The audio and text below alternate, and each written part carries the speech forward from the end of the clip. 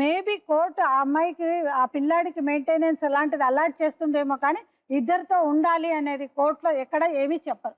So ఈ decision అనేది వీళ్ళిద్దరి మీద మనం వదిలేసి అంటే ఇంకొకటి ఆప్షన్ కూడా ఉంది.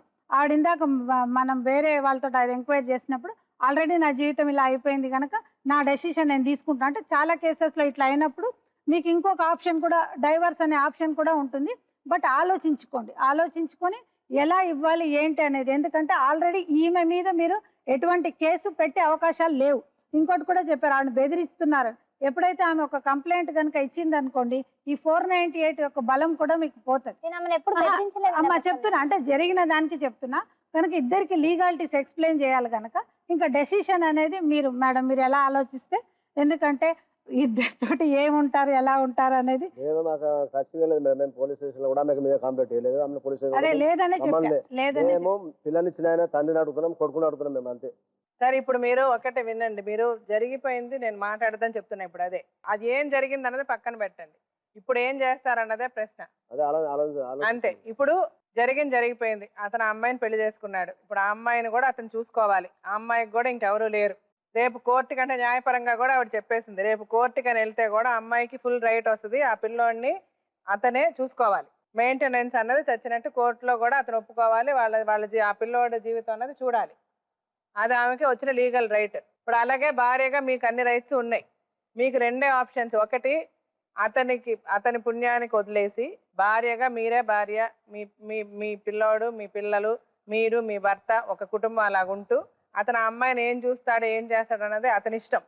అలా వదిలేస్తే మీరు హ్యాపీగా ఉండొచ్చు. అలా లేదంటే కూడా అలా ఉండాల్సిన అవసరం లేదు. మీకు నచ్చలేదంటే మీరు డైవర్స్ తీసుకోవచ్చు, విడాకులు తీసుకోవచ్చు. విడాకులు తీసుకోవాలంటే విడాకులకు అప్లై చేయండి. ఆ విడాకులు ఇచ్చిన తర్వాత అతనికి కూడా ఏం చెప్తారు కోర్టు, నీ భార్యకి నువ్వు నెలకి ఏదో ఇంత ఇవ్వాలి మెయింటెనెన్స్, నీ భార్యని నీ పిల్లోని ఇలా చూసుకోవాలి, నీకు ఏదైనా ఆస్తిపాస్తులు ఉంటే ఇలా ఇవ్వాలి అని చెప్తారు.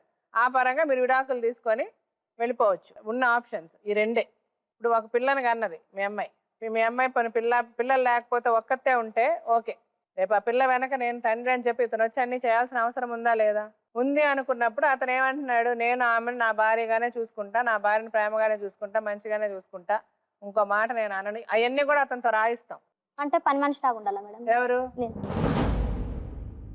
నిన్ను పని మనిషిగా ఉండమని మేము చెప్పలేదు. ప్రేమించి పెళ్లి చేసుకుని మేడం ఆమెను ప్రేమతో పెళ్లి చేసుకున్నాను. ఇప్పటికే ఈయన వచ్చి పొద్దున మీ వెనక వచ్చిన మేడం ఇక్కడికి నాతో పలకరిచ్చిండా, నన్ను మాట్లాడిండా. పలకరించాడు. ఎందుకంటే మీరు పలకరించేలాగా మీ ఇద్దరి మధ్య ఇప్పుడు సంబంధాలు లేవు. అది నువ్వు పని మనిషిగా ఉంటావనుకుంటావా లేకపోతే బానిసగా ఉంటానంటావా భారీగా ఉంటానంటావా అది మీ ఇద్దరి మధ్య తెలియాలి. జీవితం నాకు వద్దు, ఆ బతుకు నాకు వద్దు, నా నేనేం చేయాలో నేను అది చేసుకుంటా మేడం. నేను బతక నాకు వద్దు, ఈ జీవితం నాకు వద్దు, అసలు నాకు బతికే వద్దు. ఇంకా అంటే ఏం చేయాలి? కోర్టులో కేసు వేసిన, అబద్ధం చెప్పాలి కేసు వేసిన, అక్కడ న్యాయం జరుగుతుంది అనుకున్నా. నాకు అక్కడ న్యాయం జరగలే. పోలీస్ స్టేషన్ లో న్యాయం జరగలే. నాకు వెళ్ళి తీసుకెళ్ళిపోయారు. అక్కడ న్యాయం జరగలేదు. కాదమ్మా న్యాయం మేడం ఇది 498 కేసు వేసిన తర్వాత టైం పడుతుందండి ట్రయల్ కి. వెంటనే తీసుకెళ్ళి పెళ్లి చేసుకుని సంసారం చేసుకుని పిల్లలు అనేస్తుంది కదా మేడం. వెంటనే తీసుకెళ్ళి ఊరేస్తారు. ఇక్కడ వరకు వచ్చిన కదా మేడం. అదే చెప్తున్నా, మీరు అర్థం చేసుకోవట్లేదు. ఇదంతా మనసులకు సంబంధించింది. ఎవరు కూడా కట్టి పెట్టేసి నువ్వు ఇది చెయ్యొద్దని చెప్పేసి దొడ్లో తీసుకెళ్ళి కట్టేయలేవు. ఆయన ఏమైనా ఎద్దా గేదా మేక కాదు కదా. నువ్వేం చేయాలనుకుంటున్నావు బాలరాజు? ఇప్పుడు అడగమంటుందా ఎలాగ ఇద్దరిని బట్టి ఎలా కాపురం చేద్దాం అనుకుంటున్నావు? ఎలా చేస్తానంటే ఏం చేస్తావు? ఏదైనా దోశనా ఇడ్లీనా చపాతీనా చేయడానికి ఎలా పోషిస్తావు? అంటే అమ్మాయికి ఒక ఇల్లు తీసి పెడతావా? ఇల్లు తీసుకునే స్తోమత లేదు. నేను సంపాదించే 400 ఒకే ఇంట్లో ఉండాలంటావా? ఇట్లా ఉంటే ప్రాబ్లమ్స్. మరి అప్పుడు అమ్మాయికి ఒక రూమ్ తీసి పెట్టాలి కదా. తీసి పెడతాను. అమ్మాయిని సపరేట్ గా పెడతావు, ఈ అమ్మాయిని సపరేట్ గా పెడతావు. సో ఈ రెండు కుటుంబాలని కావాల్సింది నువ్వే చూసుకుంటావు. అంతేగా మరి.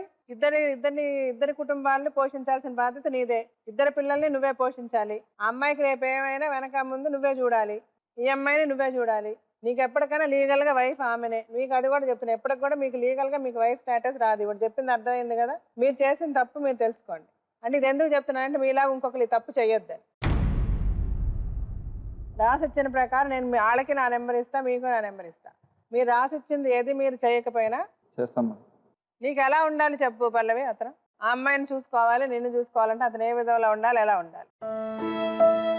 ఆ అమ్మాయికి అమ్మ నాన్న లేరు, ఇప్పుడు ఎవరు వెనక ఎవరు లేరు.